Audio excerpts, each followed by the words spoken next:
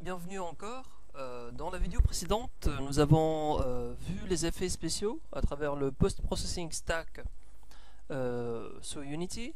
Et dans cette vidéo-là, on va commencer à voir les scripts. C'est ce qui va permettre de rajouter de l'interactivité dans notre production et enfin progresser vers la programmation des boutons et des User Interfaces, UIs, sous notre logiciel.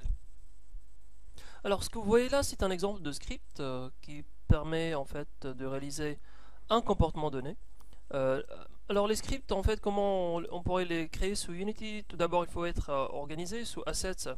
Classiquement, on pourrait créer un dossier qui s'appelle Scripts, et dans ce dossier-là, je pourrais choisir Create et C# Script. Alors, on programme en orienté objet sous C#, et on pourra choisir par exemple My behavior par exemple. Alors ce script là, my behavior, pourrait de préférence, il devrait commencer avec une lettre majuscule, c'est pour indiquer que c'est une classe. Et effectivement, en fait, ce script là, il sera considéré comme une classe. Il y a un script, il y a du code qui va être écrit automatiquement par Unity dans notre fichier. Et ce code-là, il va permettre en fait de débuter, il va nous permettre de débuter en fait notre programmation. Alors si on va regarder un peu ce que contient un script par défaut sur Unity, par défaut ce qu'on va retrouver c'est Using Unity Engine, c'est un peu la librairie de Unity qui contient le moteur graphique Unity. Using System.collections, ça c'est une librairie standard sous Windows en fait qui permet, ou bien tout autre système d'exploitation, même sous Linux ou bien Mac, qui permettent de choisir, d'utiliser un ensemble de structures données telles que les tableaux, les listes chaînées, plusieurs collections. Public class, ça c'est des mots-clés. Et Basic Target Behavior Mover, ça c'est le nom de notre classe. Alors dans le cas de notre classe ici, My Behavior, on aura Public Class My Behavior, ça sera le nom de notre classe. Ensuite on a deux points Mono Behavior. Et ce qu'on a en gros c'est deux points Mono Behavior, ça c'est plus ou moins la classe principale qui est créée dans la librairie Unity Engine, et toutes les autres classes de Unity que nous allons créer, elles devraient hériter en quelque sorte de cette classe Mono Behavior. Et c'est pour cela qu'on a deux points par ici. Alors en faisant cet import là, on a accès à des méthodes telles que start et update. Et start et update, elles permettent en fait de mettre à jour, initialiser et de mettre à jour notre jeu à chaque image qui est calculée. Il y a plusieurs autres méthodes, on pourra les voir par la suite. Les variables qui sont présentes sous C#, il y a les int, les float, les booleans pour dire true ou false, les chaînes de caractères string. Un tableau, pour déclarer un tableau, on met un double crochet ouvert et fermant, et là on a tap int. Donc, et après on met crochet, et là c'est le nom de notre variable array1, donc c'est pour dire que nous avons un tableau d'entier. Si on veut créer une liste avec des noms à nous, des noms que nous pouvons spécifier nous-mêmes, donc on a ce qu'on appelle les énumérations, enum, et là c'est le nom de notre énumération, et on place les noms que nous voulons par ici. Ils sont indexés dans l'index numéro 0, 1, 2 et 3, ça c'est les valeurs North, East, South et West. Nous avons des objets qui sont bien présents sous Unity, qui sont définis tels que l'objet, donc tel que une classe en fait qui s'appelle transform avec un T majuscule, et transform, la voilà, donc on retrouve transform et on pourrait créer notre propre transformation. Donc ça sera par exemple une position dans l'espace, par exemple une position, une rotation et une échelle. Donc toutes ces informations là, elles sont présentes dans l'objet qui est instance de la classe qui s'appelle transform avec un T majuscule. Il y a d'autres classes telles que GameObject avec un G majuscule, et là c'est le nom de notre GameObject. Tout objet dans notre scène, ça par exemple, c'est un GameObject. La sphère que nous avons par ici, ça c'est un GameObject par exemple. Ça c'est ma sphère. Donc tout autre GameObject que je pourrais rajouter dans ma scène, par exemple des objets de 3D tels que ce cube là par exemple, il pourrait être considéré comme étant un GameObject. Et je pourrais le déplacer par exemple par ici, par là. Hop, voilà. Donc je vais juste cacher ma sphère par ici. Et essayer de contrôler mon rectangle, mon cube plutôt. Le voilà. Donc ce cube là, je voudrais bien le déplacer dans ma scène. Et tout ce que j'ai à faire, c'est appliquer en fait c'est ce script là, my player controller. Donc je vais le placer sur cube. Si je vais regarder du côté du cube, my player controller, donc je vais rajouter un certain speed, je vais dire 10. Et je pense que mon script il a besoin d'un composant qui s'appelle un mesh renderer, plutôt un rigid body. Donc si je vais regarder ce script là, donc c'est my player controller, ce script là. Reload all, c'est juste pour mettre à jour les scripts qui existent. Alors il a besoin d'un rigid body, donc il va essayer de se connecter dès le départ. Donc là on déclare une variable public float speed, ce sera notre vitesse de déplacement. Et par défaut elle est en fait à 0. Donc si je veux regarder le cube, par défaut elle était 0, on l'a changé à 10 par là. C'est parce qu'elle est publique, donc si je vais changer ça, supprimer ça et enregistrer, si je vais regarder, normalement le speed il va disparaître par ici. Un petit temps pour compiler sur le cube. Attendant, on attend un peu. Est-ce que ça compile? Ça viendra. Voilà. Donc la variable elle est disparue parce qu'elle est maintenant privée. Donc si je vais la forcer à être public, et j'enregistre, j'attends un tout petit peu. Mon cube, alors c'est juste ma machine qui va, donc il est en train de compiler, vous voyez là le petit cercle, et normalement elle réapparaît, voilà. Donc j'ai un rigid body, au départ je vais dire get component rigid body, donc ce script, cette classe là, ce script là il est placé sur mon cube, et sur mon cube elle va chercher un rigid body, donc le rigid body si je vais le chercher, le voilà. Donc je viens de rajouter un composant qui s'appelle rigid body, et si je vais taper sur play, essayons de voir ce que ça donne. Donc j'attends que le bouton devienne bleu. 3, 2, 1. Et voilà, donc il y a mon objet qui est tombé. Si je vais cliquer maintenant sur les flèches par ici, est-ce que ça se déplace? Je suis pas certain si ça se déplace. Non, pas trop. Non. Donc si je vais cliquer sur mon cube et voir les informations sur la transforme, et je vais essayer de faire le déplacement. Bon, il n'y a pas grand chose qui se passe, donc ce que je voudrais c'est que ça se déplace. Essayons de voir un peu le script. Donc je reçois le component rigid body, ensuite je crée un float qui sera appelé un move horizontal dans la fonction update. Maintenant ça c'était la fonction la procédure plutôt start. Et là, dans cette méthode là qui s'appelle update, qui va être appelée à chaque frame, on va à chaque fois recevoir un float, créer un float qui sera en fonction de déplacement horizontal. Move vertical, ça sera en fonction de déplacement vertical. Jump, donc là c'est juste on va afficher le déplacement qui va être un vecteur entre un nouveau vecteur entre un move horizontal, un jump et move vertical. Alors, il y a cette fonction là, readBody.addForce, qui n'est pas activée, donc là c'est ce qui permettrait de déplacer effectivement notre objet.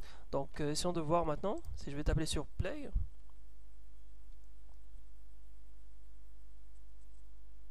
on attend un tout petit peu, 3, 2, 1, voilà mon objet il est tombé. Si je vais essayer de déplacer maintenant, donc il y a des choses qui se passent, la rotation, le déplacement, hop. Donc mon cube il est bien en train de, il cherche bien à se déplacer, mais je suis pas certain si ça s'affiche. Ah voilà, hop. En fait si je tape, voilà, si je tape sur le déplacement, il est bien en train de, il y a une certaine résistance en fait de la surface. Et voilà, donc le voilà mon objet. Hop là. Il est en train de se déplacer un peu trop. Donc si on va regarder un peu à l'extérieur de la scène, si je essaie de le déplacer par ici, hop. En fait, pourquoi la table s'est déplacée, en fait, c'est parce qu'elle est, elle aussi, elle a cette table là, la kitchen. Je pense que elle aussi, l'un de ses composants, il possède le comportement de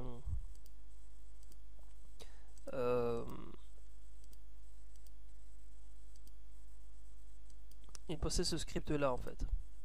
Essayons de voir. Bon, je suis pas certain. Où est-ce qu'il est? On va descendre un tout petit peu. Bon, enfin. C'est pas important. Donc le script qui s'appelle MyPlayerController, il est appliqué quelque part sur l'un des objets. Et normalement sur cette table là. Ah voilà, sur la island. Donc sur la island, le script il est bien présent, donc je vais le supprimer. Le voilà, donc je vais supprimer ce script là. Peut-être que le cube il est trop résistant, donc je vais supprimer, je vais désactiver mon cube. Hop. Et je vais activer ma sphère. Et je sais déjà que sur ma sphère j'ai déjà cette sphère là. Et là voilà, donc elle est présente maintenant sur ma scène. Essayons de la voir. Là voilà, donc si on va essayer de la déplacer, elle est bien présente par ici, hop.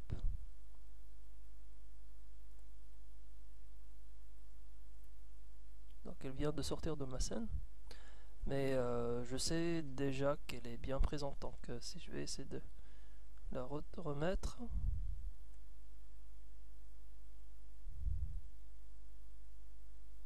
Enfin, elle va tomber, et voilà, elle tombe par là. Enfin, donc, si je retourne, vous pouvez noter que ma sphère elle est bien présente. Bah, vous faites pas attention aux gizmos qui sont affichés par là. 3D icons. Donc, c'est juste pour le lighting, les light probe groups, les lens flares. Donc, je pourrais désactiver en fait l'affichage de ces cubes là qui sont relatifs aux light probes, mais enfin, les light LOD groups. Hop. Voilà. Donc maintenant je vais essayer d'afficher encore une fois ma sphère. Et elle est bien là. Donc si je vais essayer de la déplacer, donc elle se déplace. Et là je suis en train d'en faire en fait de la déplacer dans l'autre sens. Voilà. Elle est bien belle hein. Voilà. Yep. Elle est plus lourde en fait que l'objet au milieu, c'est pour cela qu'elle le déplace. Voilà, donc ça c'est le script. Si on va le regarder encore une fois, donc dans la fonction update, à chaque fois je suis en train de calculer un float qui est en provenance de getAccessHorizontal. Et getAccessHorizontal là, on l'obtient à travers les project settings, un élément qui s'appelle input. Et dans l'input, en fait, on pourrait définir différentes configurations. Donc ça, c'est le input qui est horizontal.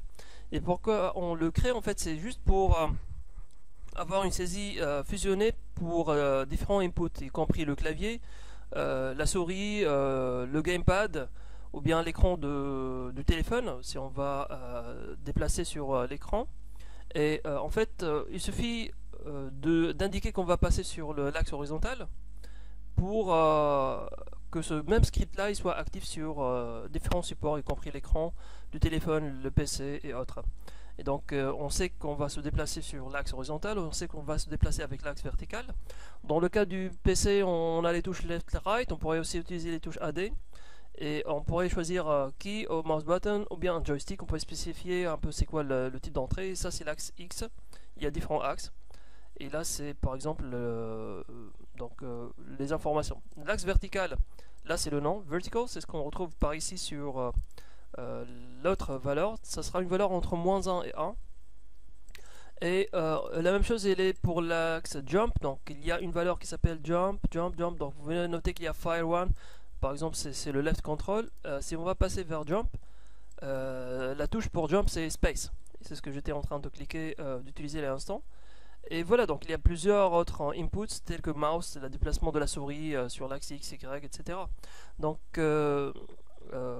tous ces inputs là, on les utilise pour afficher un peu jump. Donc je pourrais mettre désactiver ce log là et vous montrer un peu les logs qui sont affichés par le move horizontal et le move vertical. Donc il y a une fenêtre qui s'appelle la console. Donc si on va essayer de taper sur play tout d'abord, je pense qu'elle ne s'affiche pas. Essayons de voir. Mais on pourrait voir les valeurs de la console en bas en fait. Donc si je me déplace en haut, par ici, en haut, en bas, bon, la console s'affiche pas, donc je pourrais essayer de voir Windows Console, c'est console, où est-elle? Là voilà. Donc ça c'est ma console. Et si je vais essayer de cliquer sur ma scène, donc si j'affiche les messages, voilà. Donc maintenant je suis par là, je suis en train de cliquer sur la touche en haut, debug.log. Si je vais supprimer et je vais essayer de cliquer maintenant, hop, en haut, voilà, ça c'est les valeurs. Je suis à 1, à gauche, à droite. Donc là je suis en train de cliquer sur les deux touches. Je suis en train de cliquer sur les deux touches gauche-droite, gauche-bas. Donc c'est pour cela que j'ai -1. Je vais voir un peu, c'est ça les valeurs qui sont affichées en fait, qui sont calculées à chaque frame. Voilà, donc ça c'est pour le debug. Le jump, en fait il y a plusieurs méthodes qui permettent d'importer. Donc là je pense qu'il y a une autre fonction qui s'appelle input. Donc je pourrais déclarer par exemple bool move horizontal, je pense. Donc par exemple contrôle, donc je vais écrire bool, par exemple did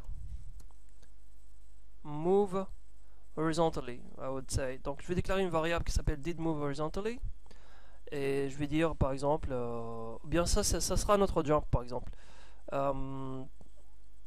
Donc par exemple, peut-être que je pourrais cliquer sur par ici, découper ça, le placer par ici. Bool did move horizontally. Donc si je vais cliquer sur la touche A par exemple du clavier, donc input get, donc ça c'est les méthodes. Si je vais dire get button, donc il y a différentes méthodes. Get button, ça permet de retourner une boolean, bool, input did get button string button name. Donc par exemple get button ou bien get button down, c'est la même chose. Returns true during the frames the user has pressed. Donc peut-être get button down, peut-être que je pourrais l'utiliser pour mettre mon objet en bas. Donc bool, donc je vais dire par exemple if, au lieu d'avoir if input get button down A, je pourrais faire comme ça, CTRL Z, ouvrir des accolades. If donc jump up, peut-être jump up, je pourrais y soustraire par exemple minus jump up minus equal, I would say O.1 for instance. Donc tant que je suis en train de cliquer, je voudrais soustraire de jump up une valeur float. Donc c'est une valeur float, donc par défaut ça c'était un entier. Peut-être ça c'était pas compatible.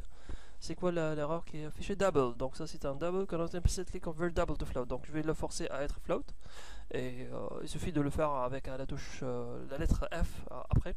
Donc je fais comme ça, c'est pour juste indiquer que la jump elle-même elle va être soustraite d'elle-même en fait. Essayons de voir ce que ça donne. Donc si je tape sur la touche A, normalement mon objet il va descendre. Donc essayons de voir qu'est-ce que ça donne. Donc là c'est la boule. Je tape sur jump. Donc je suis là. Je tape sur A is not set up. Button A. Input button A is not set up. Ok.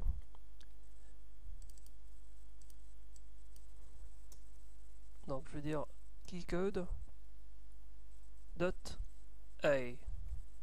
Essayons de voir, ça marche pas. Enum get button down. Donc qu'est-ce que ça prend get button down? String button name. Donc ça devrait être par exemple, bon je vais dire fire par exemple. Je vais dire fire. Et normalement c'est ce bouton là. Si je vais regarder les inputs, input. Donc il y a fire 1 je pense. Donc si je vais regarder par ici, fire 1, je vais prendre cette écriture là, hop, CTRL V. Donc si je tape sur fire 1 c'est le left control ou bien le mouse 0. Essayons de voir ce que ça donne. Si je tape sur play. Donc là l'erreur elle vient de, normalement elle devrait être effacée. Donc si je vais dire clear, Voilà, ça marche. Et donc, si je tape sur up,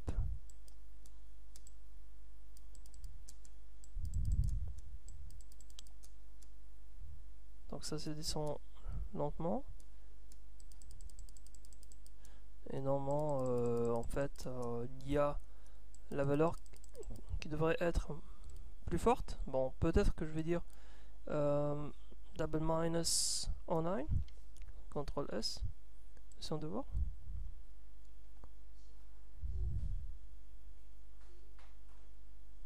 Qu'est-ce que ça donne? 3. Donc je m'attends à ce que la descente soit plus forte en fait. Si je tape sur la touche Fire,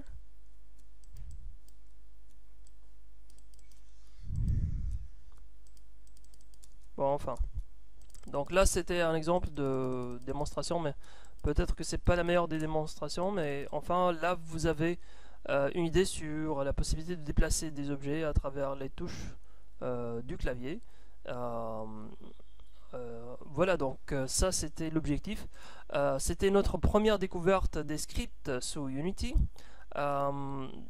Donc, dans les prochaines vidéos, on pourra progresser encore davantage sur les scripts et voir comment les joindre aux différentes user interfaces que l'on pourra créer. Merci pour votre attention.